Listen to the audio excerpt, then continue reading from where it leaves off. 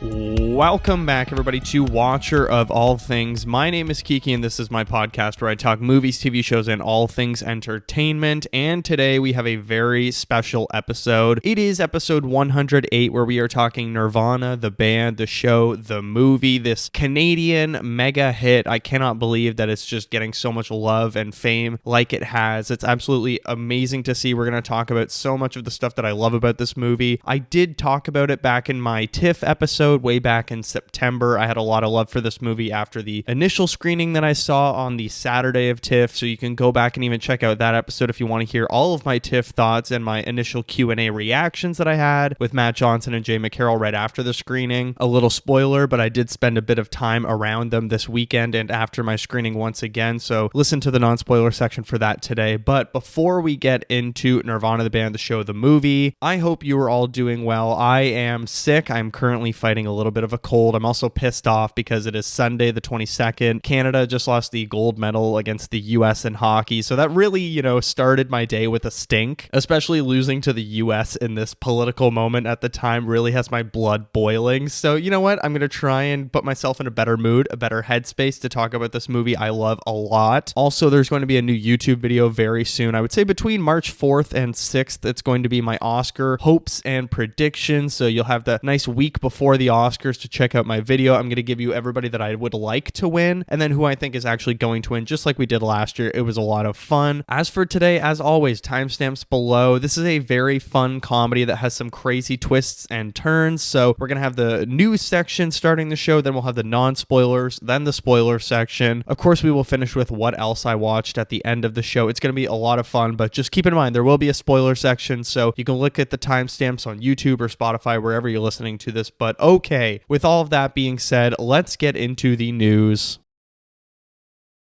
Our first piece of news, of course, it has been a long wait for Spider-Man Brand New Day to really get any details about this film. It feels like we only really know the characters that are in it. We haven't got a trailer yet. A lot of people were thinking maybe the Super Bowl would be the first drop for a teaser, but I don't know. They're just kind of holding it, and it's still February, but it comes out in July, so it feels like, hey, you're 5 months out, might want to drop something. But we have our first synopsis. Here we go. 4 years have gone by since we last caught up with our friendly neighborhood hero. Peter Parker is no more, but Spider-Man is at the top of his game, keeping New York City safe. Things are going well for our anonymous hero until an unusual trail of crimes pulls him into a web of mystery larger than he's ever faced before. In order to take on what's ahead, Spider-Man not only needs to be at the top of his physical and mental game, but he must also be prepared to face the repercussions of his past. I like this. I'm happy that we're going to have, Peter Parker is a nobody. He's going to be a poor graduating student. I think he went to college and then he's probably graduated now. He's finished high school, or he's at least finishing college. I'm sad we're not getting the college years, Peter Parker, but oh well, we did get that in the Sam Raimi trilogy. But for this one, when it says like repercussions of the past, I do think we're generally talking about the fact that Scorpion is going to be in this movie, and he was one of the first Homecoming villains, but we are going to get a fully fleshed out Scorpion with the full suit and stuff like that, which I'm really excited about. I think Scorpion is such a fun Spider-Man villain. I loved him in the animated series. I loved him in the Spider-Man games. I really liked him in the animated Your Friendly Neighborhood series. I thought he was really cool in that. So I'm excited to see him in live action, how the suit's going to work, the sort of practicality of all of that. But I also think this is an indication that MJ and Ned are going to show up very briefly. I mean, I know they were on set and stuff like that, and it's been pretty much widely confirmed that they will be in this movie, but it's going to be a much more limited capacity, but not too much. I don't want them to just come back and be full characters again, because I haven't watched Spider-Man No Way Home since it came out in theaters. I really liked it at first, and then I just never came back to it because I was like, yeah, it was kind of like fast food in the moment,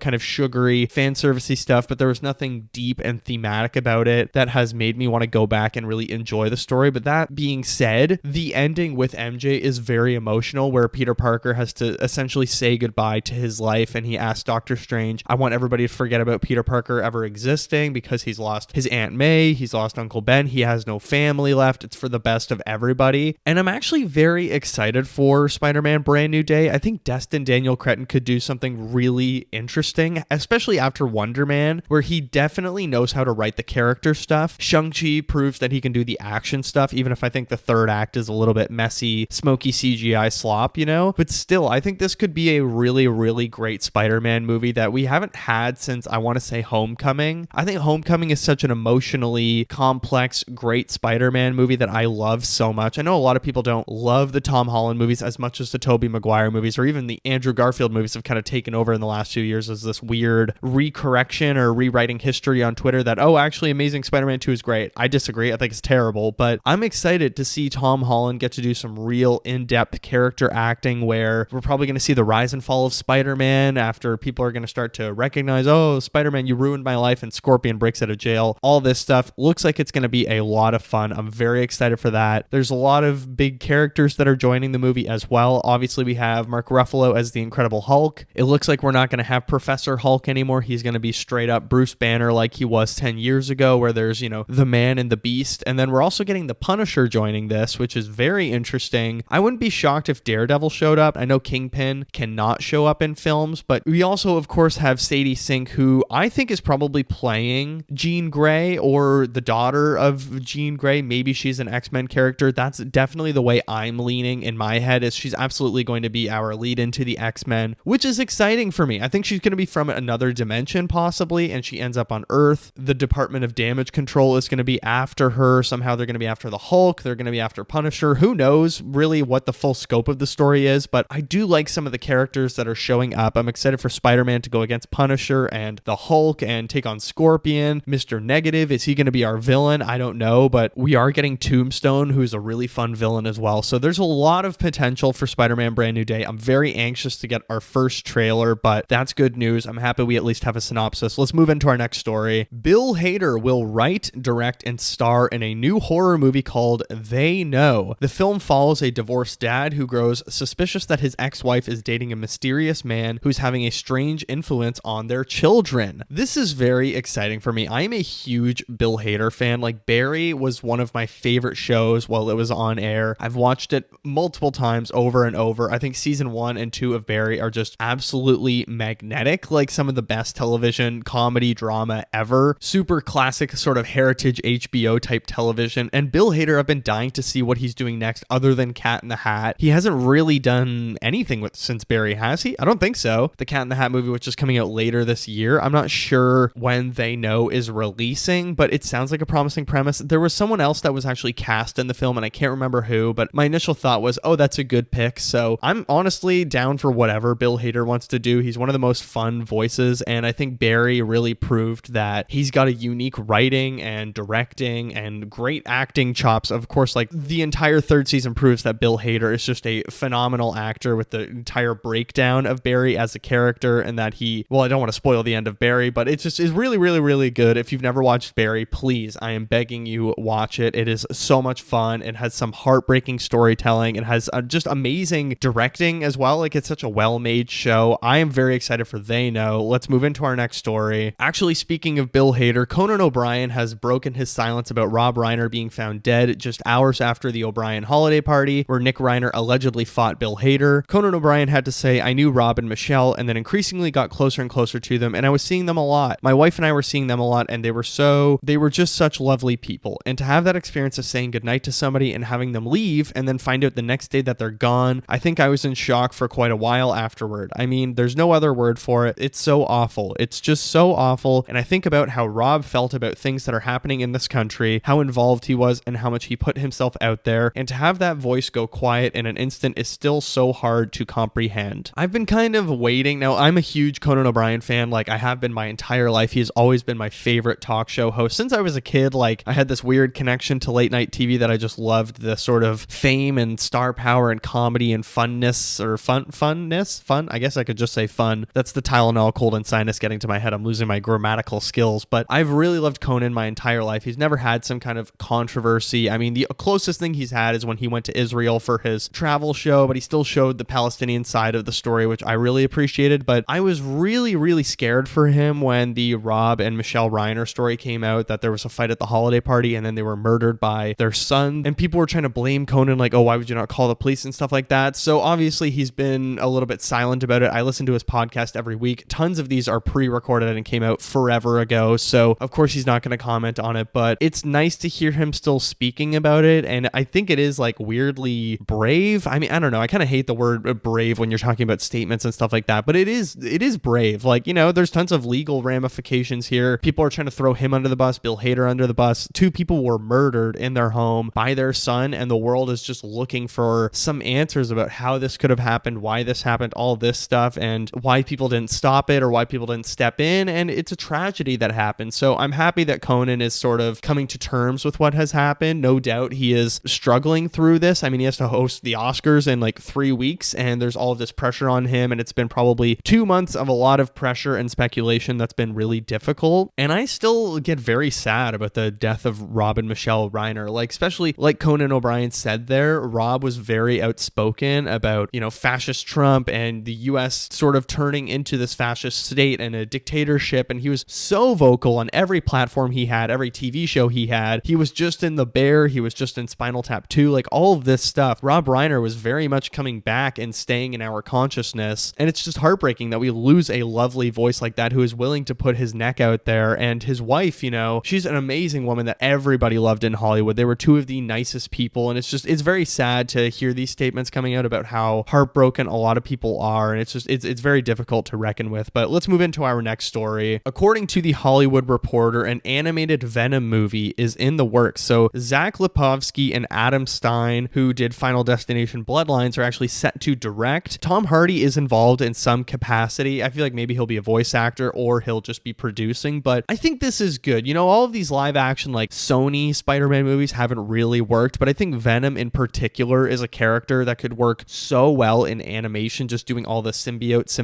How did we say it in our Venom episode? I can't really remember, but the whole symbiote transformation thing is really cool in animation. All of the PlayStation games, all of the Spider-Man, the animated series, everything that involves Venom looks amazing with the symbiote. Even in live action, it's looked, you know, pretty decent. I think Venom doesn't have the worst visual effects in the world. We've definitely seen a lot worse because there's actual like cinematography in those movies at times. So I don't know. I'm very excited for this though, because Final Destination Bloodlines is a movie that everybody loved last year. I'm not a fan of the Final Destination films. I have no connection to them, but still, everybody was in love with them last year. Apparently the last one was like maybe the best one. So you know what? Let them have a shot at it. Maybe they can do this fucked up death type thing with Venom. It could be a lot of fun. I'm excited for this. I wouldn't mind Tom Hardy voice acting the Venom portion and then having Eddie Brock be someone else, but I don't know. For me, the worst part of the Venom stories were maybe Tom Hardy's actual acting in them when he's not being Venom. Like his Eddie Brock, there's just the accents all over the place. It's the weirdest stories. I mean, okay, maybe that's a little harsh. I don't think he's the worst part of them, but like every single movie I was like, oof, what's Tom Hardy doing in this, man? Like he used to be in Nolan movies. He was in Peaky Blinders. What are we up to now? Still, with that being said, I think this is a mostly positive update. I'm down for more, you know, good animation films. I'm very much in love with the animation. Like I just watched an animated short from actually Montreal, I think, and it's nominated at the Oscars this year. We'll talk about it either in this week's What Else I Watched or next week. I'm going to break it up a little bit, but I've just been on a really great like animation tear recently with Arco, Zootopia 2, the animated shorts, Little Amelie. I'm loving it, and I'm kind of super down for more human, crafty animation where we're just showing these different stories. Who cares what they are? There's so many cool properties that look great animated. Like I think Dune would be amazing animated. Star Wars animation is always cool. Venom and Spider-Man, of course, look amazing in animation. So this is a cool story. Let's move into our final news story of the day, however. Tony Gilroy says the clown car in Washington appears to be using the same Fascism for Dummies playbook that he referenced when writing The Empire in Andor. Quote, "It's the same shit all the time. Get rid of truth, get rid of free press, destroy communities, nationalize the businesses, find an arbitrary enemy that you can elevate and false flag them through propaganda. Flood the zone with as much gack and atrocity as you can so that nobody can pay attention to what just happened, and pray that you have an overwhelming majority of sheep that will follow you. It's just tragically and sadly familiar. It's on them, it's not on us." And then he was actually asked about AI regulation within the workforce, within film, Hollywood, all of this stuff, and he said, "There couldn't be a worse bunch of clowns in charge of it right now. You couldn't set the bar any lower than where it's been set in Washington at the moment." God bless Tony Gilroy, because Andor is a show I have recommended to everybody. Like honestly, in my Friday 5 series that I do on my social media, I've probably recommended Andor 3 separate times for 3 different versions, and sometimes I do repeats for certain reasons why you should watch it this weekend, and I just keep coming back to Andor because there's so much truth and heart and real justice and sort of mirroring or reflection of what's happening in our world right now that I think a lot of people need to see, and it's all disguised in a Star Wars show that people are like, oh, I don't want to watch Star Wars, blah, blah, blah. It's some of the smartest writing that we have had on television in the 2010s or 2020s, well, Jesus Christ, not the 2010s. In the 2020s, Andor is no doubt really far ahead of the curve of so many shows because it's willing to speak such truth to everything that's happening right now, and it's able to disguise it in such an interesting way while still being extremely on the nose and just brilliant for the moment. So I couldn't agree more with him. Like, all of these atrocities that happen, like they say in Andor, it's easier to hide behind 1,000 atrocities than just one. I don't know, man. Andor is just so prevalent for the moment. Every time something happens, I'm like, Jesus Christ, it's just like Andor. Tony Gilroy literally wrote the script for everything that's happening. But okay, I am going to wrap up the news there. Again, timestamps below if you only want to listen to the non-spoiler section about Nirvana, the band, the show, the movie. We have a lot to talk about. This is a really fun movie that I suggest everybody go out and see. It's my favorite comedy maybe of the last, I don't know, 15 years, something like that. It's absolutely insane. But what do you say? Should we talk about Nirvana, the band, the show, the movie? Let's do it. Nirvana, the band, the show, the movie is a 2026 comedy coming in at 1 hour, 39 minutes. It is directed by Matt Johnson, who did Blackberry, The Dirties. It is written by Matt Johnson and Jay McCarroll, who of course wrote the TV show as well. The budget was $2 million Canadian, and it's already made about $1.8 million worldwide with an extremely limited release. This is only out certainly in Canada, but in the US, it's not even a wide release at the moment. Reviews are currently very positive. It has 8.5 on IMDb, 96% on Rotten Tomatoes with a 96% audience score, 4.4 Letterboxd average rating with the mode being 5 stars. The synopsis for Nirvana, the band, the show, the movie: when their plan to book a show at the Rivoli goes horribly wrong, Matt and Jay accidentally travel back to the year 2008, blah, blah, blah. Amazing synopsis right there. The film stars, though: Matt Johnson as Matt, Jay McCarroll as Jay, Ben Petrie as Ben, Ethan Eng as Ethan, Michael Scott as Michael, Reed Janis as Reed, Luke Lalonde as Luke, Maddie Wild as Maddie, and Mitch DeRosier as Mitch. Now, here are my initial rewatch thoughts on Nirvana, the band, the show, the movie. I watched this way back at TIFF. I was very excited to watch this in a sold-out, wide-release theater. This is absolutely one of my favorite new comedies by far. I'm just shocked how quickly I have come to adore this movie and obsess over it. I've seen it twice now, once way back in September at TIFF and then once on Friday night, and both of them were in packed theaters, full audiences, and the amount of joy and love I get from this movie is pretty much unmatchable. There's so many reasons I love this movie, and we're going to really get into them today, and there's just so many amazing things in this movie, but actually what it does for Canada, for Canadians, and for comedy, and just for little productions like this is so important as well. We're going to break all of that down. I mean, there's just so much rewatchability, so much character, and an amazing companion piece to the web series. And there's a Viceland show with 2 seasons that I haven't watched, but they've already confirmed a season 3 is on the way. But let me tell you about my theater experience, the Q&A that followed, and the Rivoli pop-up that I went to yesterday. So my theater experience, I saw this on Friday night on February 20th, and it was like a 7 o'clock showing. Absolutely packed house. There was no seats left. It was amazing. There were so many huge laughs the entire time. And it's not a movie where it's just constant huge laughs. It's just every single scene has people giggling, and it's the laughing never stops throughout the movie, which I absolutely love. Even in the most deepest, darkest moments, people are still laughing, and it's so much fun. And after the film,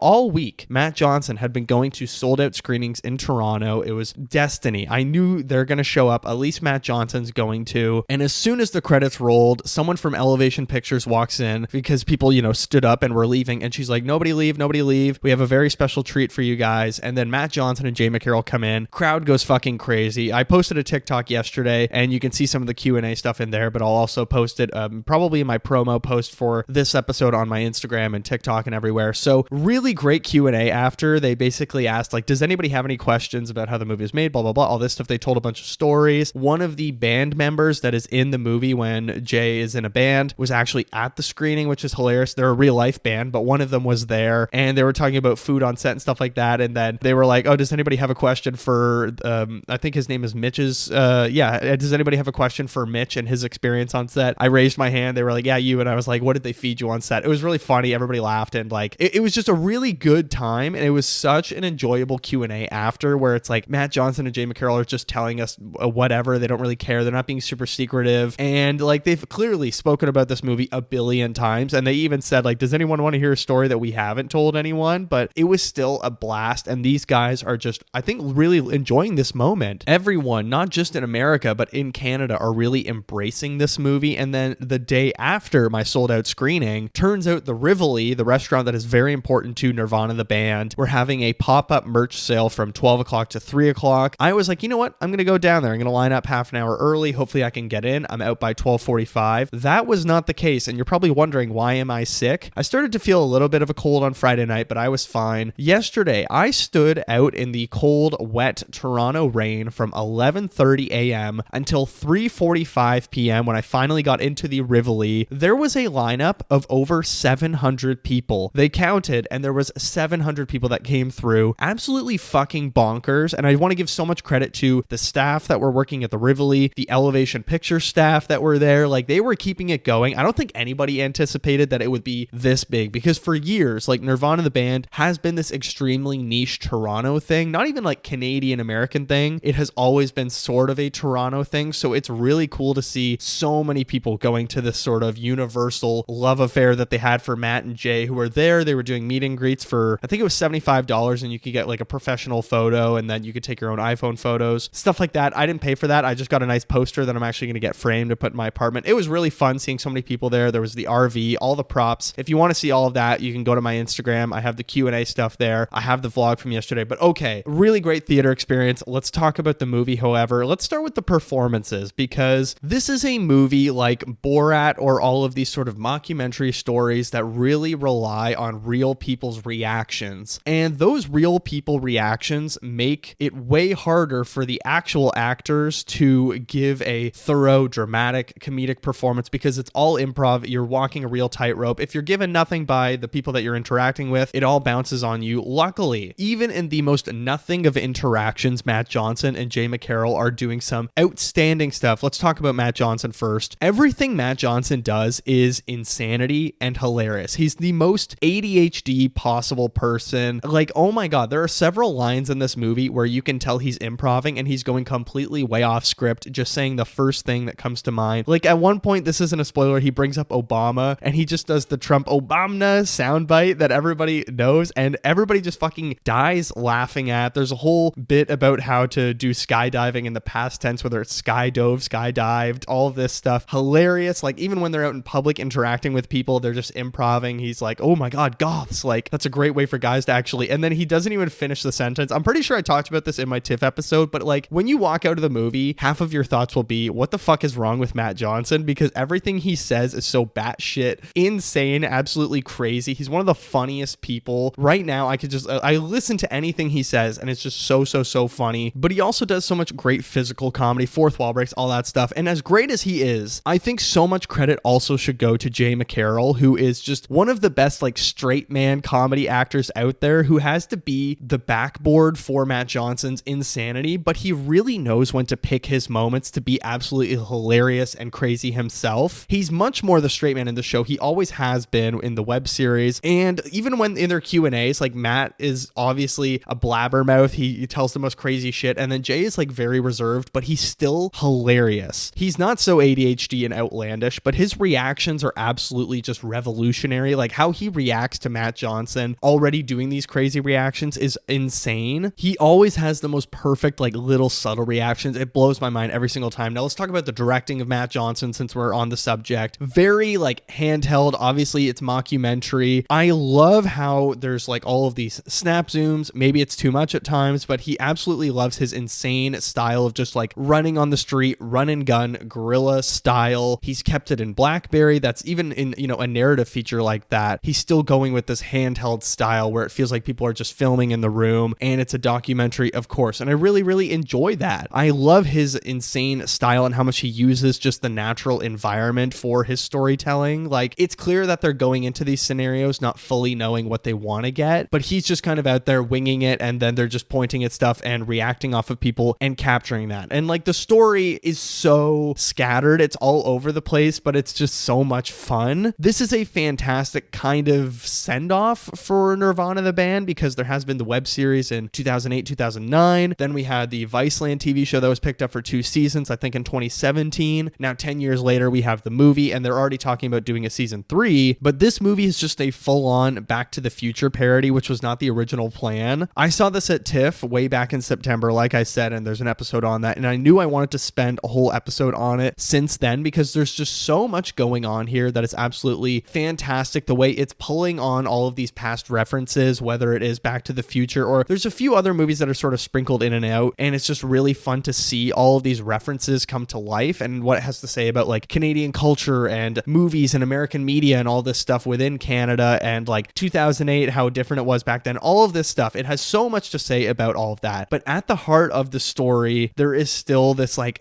amazing drama and emotional heartbeat that you can't get away from, and I absolutely love it. So they actually originally were shooting a road trip movie where they were going to be going to different countries and stuff like that with Matt and Jay. They did film a lot. Like, they filmed this movie for 200 days, Matt Johnson said. It was a very long shoot. They probably shot the film like 1.5 times. So the plan is for season 3 to use everything they shot before, edit it, and make it into a few episodes, and then release that as the 3rd season of the show. They also have an incredible amount of bloopers, and they have like a 20-minute or 30-minute bonus feature type thing or special feature type thing that will be on the physical media copy. They have confirmed there will be a physical release, which I'm so excited about. But let's get back to a bunch of other stuff that I love about this movie. The way they use black and white flashbacks, not just in the TV show, which is hilarious, and they always do it to come off as way more mean and dickish, or like they will add in a bunch of other dialogue that's just way more harsh. And the way they do it in this film over and over again, it gets funnier every single time. And oftentimes when you're cutting back in black and white to something that happened earlier in the film and you're just re-showing a scene, I don't find it that funny. Like, that's a joke that you do see in some different comedy forms, but the way they do it here by changing the dialogue and like adding new jokes and even slowing it down a little bit more is hilarious. Every single time they did it, my audience was just erupting because all of this different dialogue that's popping up, and it's like, what the fuck was that? It's a whole other joke. Like, it's already a fun thing to show the flashback or a smash cut to the past or flash forward, and that can be funny enough sometimes, but the choice to add all this new dialogue is amazing. And the editing of this film is out of this world, because they are using so much footage from the original web series in 2008 being a time travel movie, and the way they cut around themselves and edit their current world versions or their present day versions back into 2008 and back into these scenes from the original web series is fantastic. Like, so many people have come out of this movie asking, how the hell did they do this? Not only the amazing stunts and practical effects that they're doing in the streets of Toronto, but how are they editing themselves back into 2008? There's a hilarious visual effects in this where they're showing themselves going through these different moments in history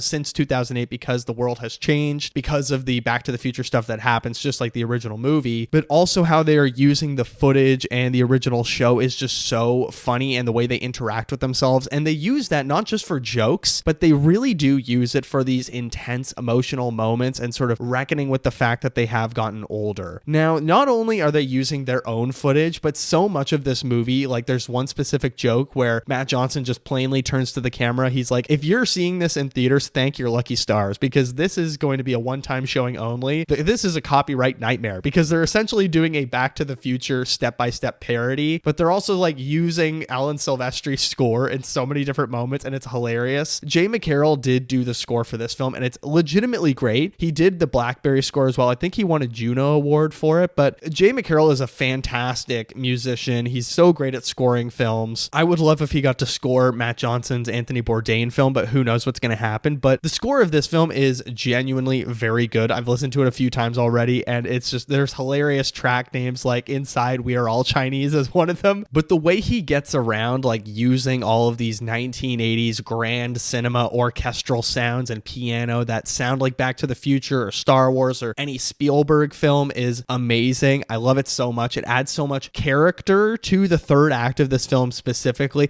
Not even the third act. I think so much of this movie, the dramatic tension is coming from the score, really pulling on what you're recognizing from Back to the Future and these past films. It's so much fun. And the editing, the copyright mixed with the score, all of it is just like, oh my God, we're getting a current day Back to the Future sequel that's just hilarious to watch through. And there's such a variety of comedy, not just coming from the parody element, but I mean, there's amazing editing that is so funny. Like at the start of the film, and I think it's in the trailer, it's like when Matt Johnson says, well, Jay, I think things are going to work out just fine for us. And then it smash cuts to 17 years later and they're just back in their house being losers. It's so funny. So you have this great editing comedy with those black and white flashbacks, but then there is amazing physical comedy here. Matt Johnson throwing himself around in these stunts, Jay McCarroll doing these like little weird things, or Matt Johnson's facial expressions when he looks to camera is so crazy. And some of the faces he pulls off are so funny. But the fourth wall breaking, not just looking at the camera from Matt Johnson, but literally speaking to the crowd like that, thank your lucky stars moment. But there's other moments where he's just looking to the cameras and like telling us how crazy this, oh wow, this is really coming together, or whatever it is just so funny. And like, you know, Deadpool has kind of killed the fourth wall break for me a little bit. I loved it in Fleabag, but I think it does sort of fall a little bit flat in Deadpool sometimes, like when they're in the Disney office or whatever. But here, every single time they turn and do a fourth wall break, it feels so earned. It feels so right. It's so great. I just love it every single time. And then we have the real life interactions, like, you know, Borat, when it came out, of course, it was very of its time. It's aged in certain elements, but the real life interactions with real people, and we only really get that from Nathan Fielder now, I would say, is so funny. How real people react to these crazy people, but then how our stars react off of these real people and just run with it, and how it actually informed the script and the storytelling. Like, I will talk about it more in spoilers, but there's a very hilarious moment with a libertarian and a Canadian Tire in this film that people are just like, what the hell is up with this guy? What is going on? It is so goddamn funny. There's just so much amazing public interaction that you would only get in Toronto, because all of them have such a unique Canadian sort of vibe to them that I love so much. And like with most comedies, I feel like I can't help but quantify their quality based on how many laughs there are throughout the film. Like if there's a stretch that I'm like, there wasn't that many laughs in there, I tend to sort of score it down a bit because, yeah, like it died or it overstayed its welcome in the third act. But Nirvana, the band, the show, the movie is hilarious throughout. There is a joke in every portion of the film that I'm like, God damn, that is so funny. But it also gives you this amazing time travel story that you don't just want to stay for the amazing comedy. You're genuinely interested in the drama of the story and how are they going to solve this Back to the Future issue that they are having. And it's so funny, but like there's also great emotional trauma, or not even trauma, but just heartache in this film, and how we get old, and there's just so much love and friendship here that is presented that I love so much. And another thing that just makes this movie so much fun, specifically living in Toronto, this was like an MCU movie, because when the Queen and Spadina McDonald's showed up on my screen, the two guys in front of me pointed at the McDonald's on screen and said to each other,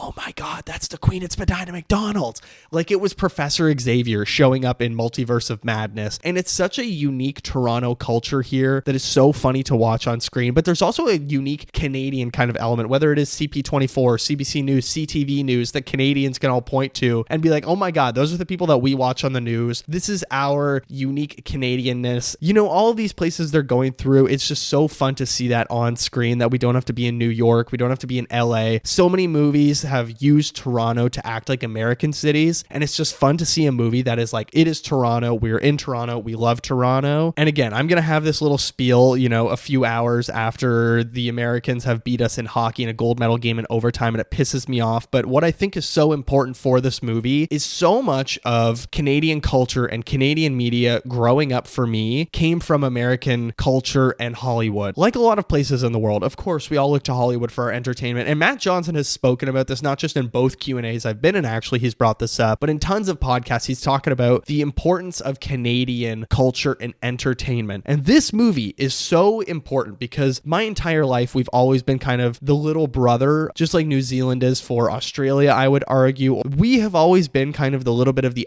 underdog compared to the Americans, and this movie getting so much love and attention and people praising Canada, even with heated rivalry, we just got this. That being our own little thing is so great because we are not like Australia where they have broken from the Commonwealth and have made their own sort of media imprints. We have not really had that, but I'm so looking forward to this next chapter of Canadian media. How can we use Crave? How can we use telefilm? How can we use this public funding and really start to embrace the arts as people start to look more and more away from Hollywood for their entertainment? It's a really exciting time. And like, I work in Canadian commercials and so many people talk about heated rivalry. So many people have talked about Nirvana, the band, the show, the movie. And it's just so cool to see this uniquely Canadian thing that we can claim as our own. It's Canadian funded. It's Canadian shot. So many Canadians working on this. It's amazing to see. And there's just so many deep, lovely themes that we can all relate to, not just Canadians, but everybody in the world. Like, there's just such a great coming of age or sort of age consciousness here when Jay realizes like, oh my God, we're old, and he's starting to get a little bit freaked out that they haven't made it yet. And there's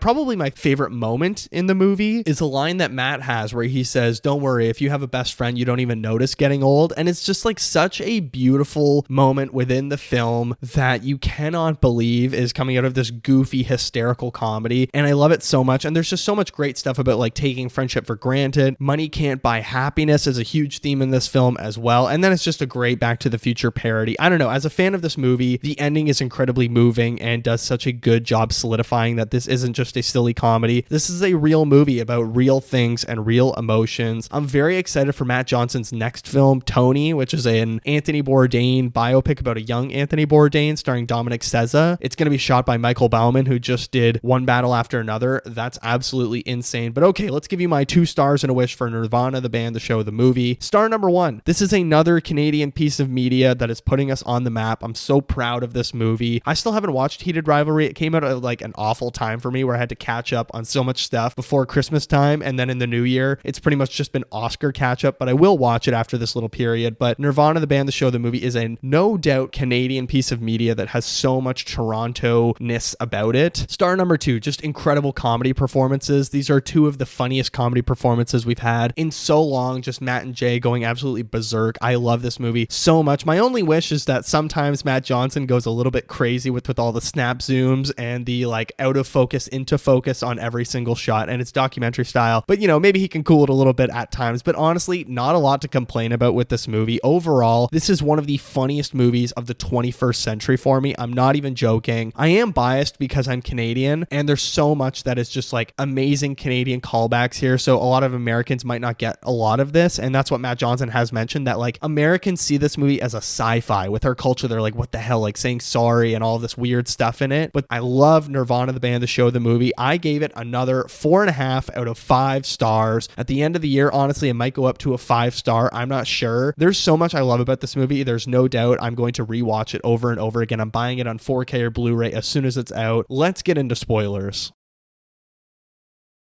All right, spoilers for Nirvana, the band, the show, the movie. Now I can fully just talk about my favorite jokes in the movie. I always love doing spoilers for a comedy film because it's like, yes, I want to tell you exactly what my favorite jokes are, and then we can laugh about them together. Let's start with the libertarian Canadian Tire employee. Look, he's not even like one of the funniest parts of the movie, but it's one of the strangest interactions that we have. I love it so much. The entire idea that they go into this Canadian Tire, and Matt has spoken about this, like he talked about it in the first Q&A at TIFF that I went to, and then on Friday night as well, like the libertarian guy. It's such an odd thing because they planned a lot of the movie for people to say no to them and then find workarounds, but then they meet this libertarian who's like, oh, I don't think you should like use these wire clippers to cut your wires on top of the CN tower because you're gonna get electrocuted. You know, you have the freedom to do whatever you want, man. I just think you might get killed. And it's like his big issue with them jumping off the CN tower isn't that, you know, it's actually against the law or it'll break the rules. He's like, you can do whatever you want, but this might actually have an effect that it's going to impede the rights and the privileges of others who want to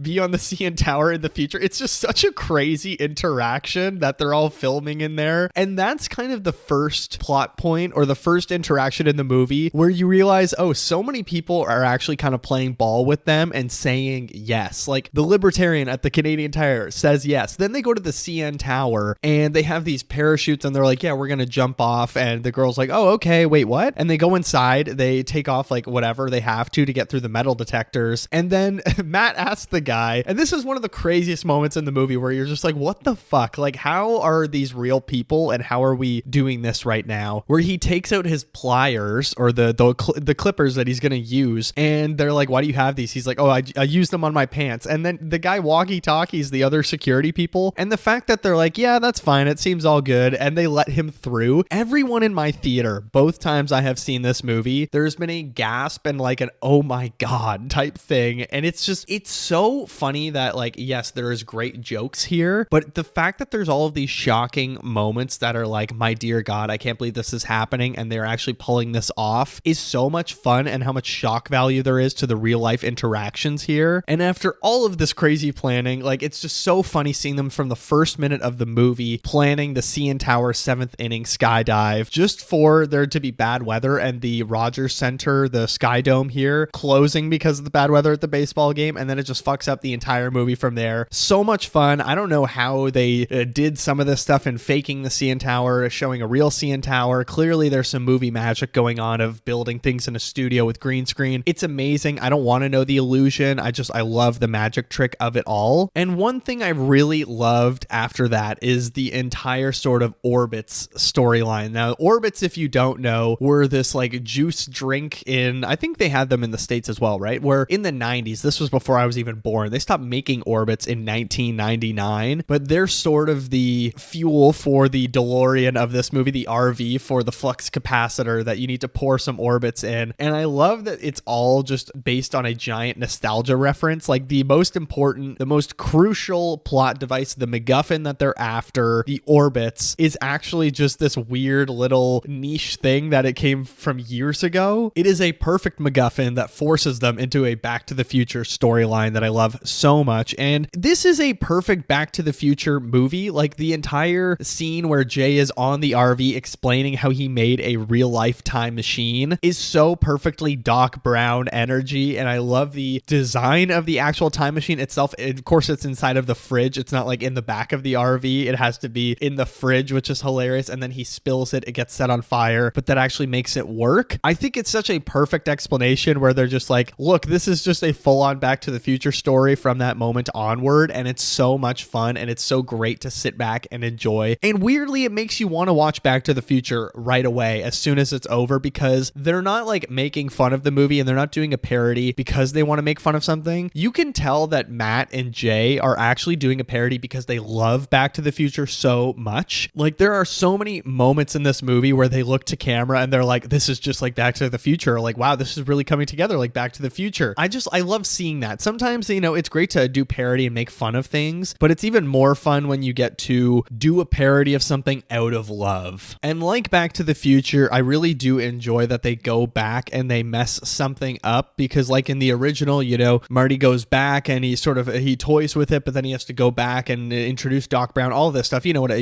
what happens in Back to the Future. It's one of the greatest movies of all time by far. And one thing in my Q&A as well is someone asked, did you ever think about putting in the mom storyline from Back to the Future? Because, you know, Marty McFly, his mom has a crush on him, Calvin Klein. And I love that they're like, yes, there are parts of Back to the Future that have not aged well, but the way they do the whole Back to the Future musicality, the editing of having these huge orchestral little snaps on every dramatic moment, and they do a snap zoom Back to the Future reveal, you know, with the score is so great. Jay McCarroll did such a great job bringing the spirit and essence of Back to the Future to this film. Maybe my favorite scene in the entire movie. This is one that everyone has been talking about on Letterboxd and on Twitter, on Instagram, everything, is when they initially make it back to 2008. They crash. They're outside the CP24 car. I went the other night and even took a video. You'll see it in my vlog that I posted, because it's like, oh, it's so funny. This is exactly where they crashed the car. When they're not convinced fully that they are back in 2008 after seeing the Bill Cosby newspaper, which I held yesterday at the pop-up. That was hilarious. The prop guy was there, the art director. I held the Orbitz bottle. I held the walkie-talkies. Hilarious. But like, I love how many clear indications there are that they're back in 2008. But the one that convinces Matt is he goes to the movies. They're like, yeah, let's go to a movie, because Jay wants to ditch him in the dark. And what convinces Matt is the hangover scene where it's like paging Dr. F slur at the start of it. and Matt's look to camera and around the room is some of the funniest physical comedy or expression comedy, whatever you want to see, ever in my life. Like, hands down, one of the funniest scenes. Every time I've seen it, I have struggled to breathe after because I am laughing so hard. Like, it's just perfectly my sense of humor where you're shocked how poorly some things age in our lives. And that's maybe a main reason why I love this movie, is so much of the humor is exactly what I find funny in my life. And it's so much fun when you find a movie that is exactly your tempo, exactly your kind of sense of humor. But you know, like I've said, as funny as this movie is, there's still so much like lovely friendship stuff and aging stuff within it that really does play with my heartstrings, and I love so much. So funny when Matt gets up, runs out of the theater, goes to Jay, is like, oh my god, we're in 2008, and Jay is convinced because they walk out into Yonge and Dundas Square where there's the Dark Knight poster, the GTA 5 poster, or GTA 4? I think it's GTA 4. Oh my god, that was forever ago. That's terrifying. And then we get the Q hour with Jian Ghomeshi, who, if you don't know, he got canceled for very good reasons. That's an incredibly Canadian thing to show in there, that poster, and it's one of the funniest jokes in both of my screenings that people are like, oh my fucking god, I can't believe that is in a movie that I'm watching. But the whole 2008 revelation, specifically the hangover joke, some of the funniest stuff I have ever heard in a movie theater, the hardest I have laughed in a movie theater by far, both times. But speaking of maybe biggest reactions I've ever had, one of the biggest shocks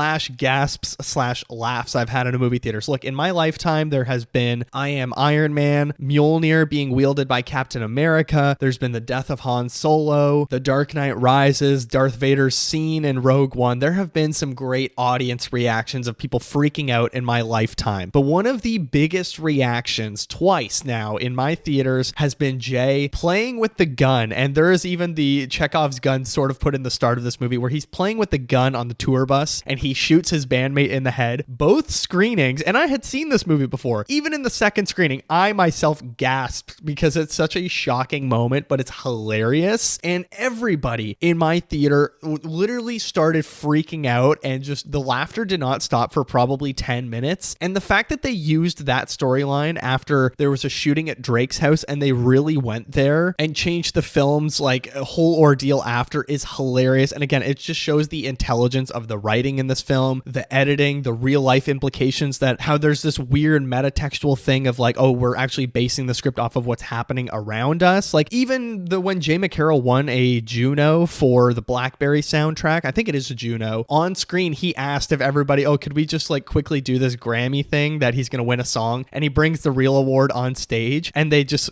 do a quick insert for the movie. That's absolutely hilarious. So I love how much they're letting reality play with the actual movie itself. Jay shooting, you know, the guy on the tour bus, and then they go to outside Drake's house where we have the real CP24 footage and like real archival stuff. And apparently Matt told the story that Mayor Chow of Toronto, our mayor, when she was watching the screening, and Matt wasn't there for this, but when the police commissioner showed up on screen, she said out loud, I know that guy. And it was just such a funny Toronto moment. And there's so much of that in this movie, whether it is pointing at the Queen and Spadina McDonald's, all of the CN Tower, all of the landmark stuff that we know and we love is just so funny. But the ending of this film, after doing a perfect Back to the Future parody within, you know, the Queen Street West Street cars and all of this hilarious stuff that I absolutely love, and we're by the, you know, Scotiabank Theater, we're only a couple streets over by the CP24 car. We have an amazing third act that's a Back to the Future parody, but then we bring it back to the friendship of Matt and Jay. And specifically, I'm really happy for people that have been fans of the show for so long that we get to see their friendship reinforced, that they love each other, with Jay going back to 2008, changing things so their friendship is as it was. And then I love that they end the film exactly where we started, where they're like, the planned seventh inning skydive, and Jay's like, why don't we go a little bit early? And Matt's like, good call, never thought of that. I think it's such a heartfelt ending that a lot of people are actually reacting really well to, and there's so much of this movie that just has so much love to it, and there's so much enforcing just how, I don't know, how amazing this movie is and how just like outlandish and crazy but heartfelt it is. And I really love it. I think that's all I got for spoilers. I just wanted to talk about my favorite jokes and moments from the movie. I gave it 4.5 out of 5 stars. Let's get into what else I watched. Alrighty, what else I watched? I can feel the Tylenol wearing off and my brain starting to function less, but I got 4 movies, 3 TV shows to talk about. I have, 4 other things to talk about, but I'm actually going to save them for next week's What Else I Watched because I know I'm not going to be able to watch a ton of movies this week. But let's start with the TV shows, okay? The Batman animated series season 4 and 5. I'm on the final season. We are so close. I'm trying to get through it because there's only like 6 episodes left, but there's so much good TV, and the Olympics were on all week, so I've just been consuming the Olympics at every waking moment I have. But I really have enjoyed all 4 seasons a little bit differently. Like season 1 of the show, like I sort of spoke about this last week and every week that I've talked about it, but it's incredibly dark at the start of the series, and they're trying to be this Batman the animated series kind of rebirth. But then by season 4, now it feels a lot more childish. Like even in the animation style, like the style difference in Bruce Wayne Batman is a little bit different, that he looks a little more friendly. The animation looks a little more friendly. It's not so creepy with all of the characters and the problems that they're going through. The quips are there a lot more, but you know what? I'm going to get through it, I promise. But let's talk about Survivor Season 20, Heroes versus Villains. My girlfriend and I, we finished the season. We watched episode 7 all the way up to the reunion in episode 15. Maybe my favorite season of Survivor that we have rewatched since we've started. So maybe now it's my favorite Survivor season of all time because holy shit, like it's fun to track the evolution of Survivor from,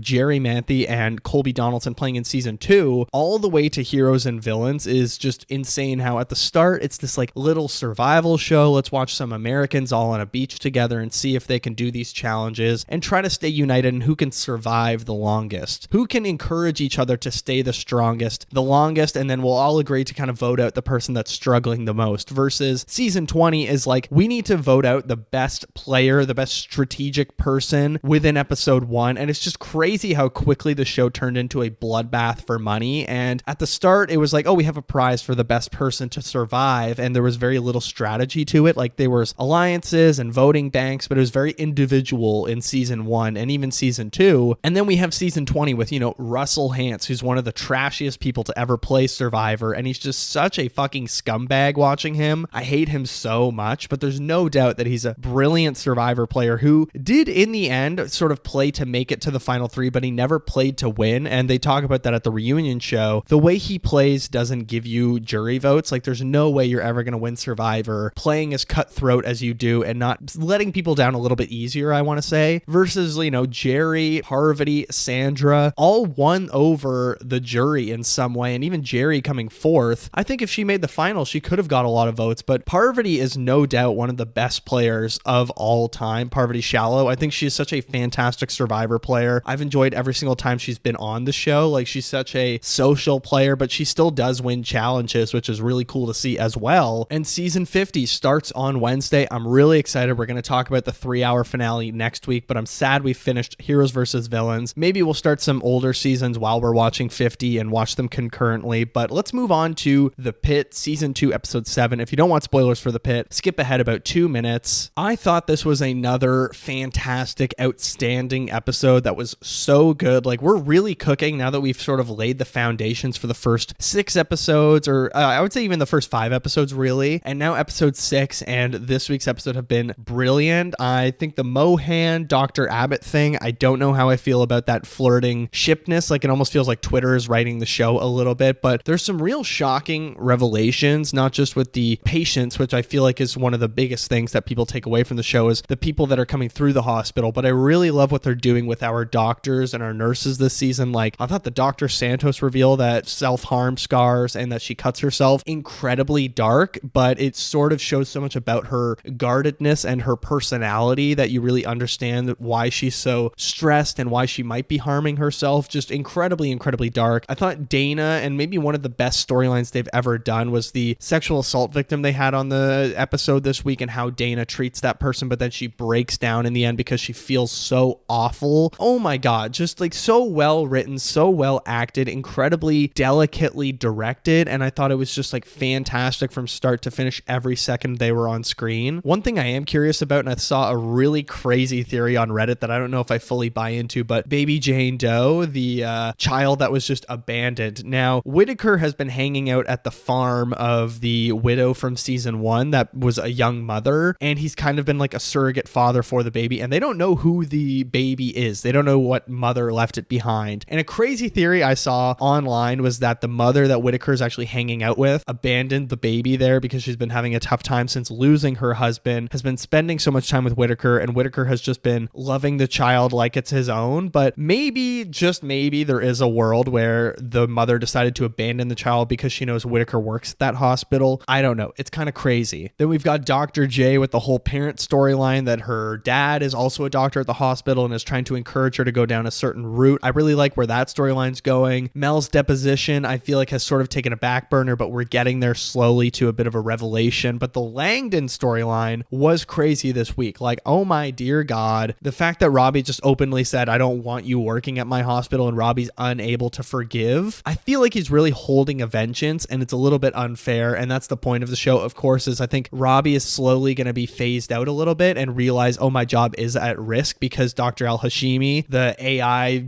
queen that, you know, had that connection with Abbott, which I thought was a really interesting moment. But Robbie's going to realize that the other doctors and nurses like Dr. Al-Hashimi, and she's actually good at her job when she doesn't do all the AI nonsense and people get along with her. But look, the Pitt season 2, absolutely fantastic. I am so hooked. I'm loving every second of it. I'm so curious where it's going to go with this technological offline blackout. It's going to be a really exciting rest of the season. My God, we still have like 8 episodes left. That's crazy. But let's talk about some movies that I watched this week. Starting with Crime 101. This is a 2026 film starring Chris Hemsworth, Halle Berry, one of my very first crushes and one of my favorite actresses when I was a child. We have Mark Ruffalo. Really interesting and like sort of, I don't want to say rip-off-ish film, but it is an homage to all of these great LA crime heist thrillers, whether it is Heat being the biggest inspiration that everybody talks about, of course, but I think it's also like Drive. It's also any sort of LA heist film that you can think of, or a lot of famous heist films from the 70s or whatever you can think of. This movie is paying homage to it. I thought it's a little bit too long. Like, there's just certain stretches where I wasn't that interested in what's happening, and then there's these weird moments where I wasn't really interested in the story at the beginning of the film or the end, but there's a really good middle portion where the whole heist thing and they're catching on to Chris Hemsworth. I was like, oh, Mark Ruffalo being another schlubby cop like he is in Task is so much fun, and I think he's so interesting in Task, and he's just so good in that role. But he's great here as well as this about to be divorced detective who is sort of losing his life, has no passion for his job, but he's in over his head, but he knows too much and the force is against him, all of this stuff. I thought Mark Ruffalo was so good in this movie. But Halle Berry, maybe my favorite performance of the film. She plays the insurance kind of claims broker, the insurance woman that basically gets rich people to put insurance on all of their assets and everything like that, and they get a huge payout from it. So she works in a very high pressure, high paying, high value job, and she's trying to make partner, but she's 53 years old. Nobody sees her value anymore in the company because her job is essentially to get these rich guys to like her, so they will get insurance with this company. But since she's an aging woman, they're like, oh, you have no value anymore, blah, blah, blah, all this stuff. Really great storyline, and I think Halle Berry plays it so well. Like, every scene she was in, I was like, God damn, this is electric. She's so good in this. So Crime 101, I don't know. I didn't think it was fantastic, but I was entertained for a large portion of it. I gave it 3.5 out of 5 stars. Then we have the movie I was originally going to do an episode on this week, but then I decided Nirvana the band, the show, the movie. Did people want to talk about it? So I gave an Instagram poll and Nirvana the band won. So here we are. How to Make a Killing, a 2026 drama, comedy, thriller. I don't know, whatever you want to call it. I would say it's a bit of a comedy thriller about a guy who is murdering to get his inheritance. It stars Glenn Powell, Margaret Qualley, Jessica Henwick, who I feel like I haven't seen in anything in a while. I know she was in Glass Onion, The Gray Man, The Force Awakens. She was in a TV show that I can't remember right now, but she's great in this. I don't think the movie totally works. The ending really fell flat for me, but Glenn Powell genuinely can do whatever he wants, and I just love him. Like, he is so much fun in this. He is doing everything he can to make this interesting, and his chemistry with Jessica Henwick is so good. The ending was really the flat point for me. I didn't love Margaret Qualley in this. I find that every performance I'm watching over and over with her, I'm liking her a little bit less outside of the substance. Like, I don't know, she always has a weird southern accent, and it's just kind of doing the same thing in every movie, but I had a really good time with it. It was a fun popcorn flick that I saw on a cold Thursday night. I gave it 3.5 stars as well, maybe going down to a 3. I don't know. Then we have a couple of Oscar nominees. So we have Perfectly Estrangedness, which was a short film about these 3 donkeys that find an abandoned observatory where they're looking at the stars. It was a 15-minute short film that's nominated this year. I thought it was okay. I don't know. It's very gorgeous gorgeously shot, but I was like, okay, I get it. It's fun. I gave it 3 stars out of 5. And then the final thing that I watched this week that I will talk about, the rest I will save for next week, is The Girl Who Cried Pearls. This is a short animated film from Montreal. It was actually funded by the NFB, which is a really cool National Film Board of Canada. They do a lot of animated projects, and it was really fun. I liked it a lot. I think it's really creepy animation that plays into the sort of dingy, broken down Montreal that we're seeing within the film. It's a gorgeous story about wealth and tomfoolery and fooling people and gaining wealth, and I gave it 4 stars. We're nearly there with our Oscar catch-up. I have a few more things I'm catching up on, like The Ugly Stepsister. I'm seeing Surat tonight. I'm definitely not going to be able to watch everything. Like the animated shorts, I can't find them anywhere. I know they're playing in a couple theaters nearby. If I have time, I'll go and watch them. But for now, that has been what else I watched.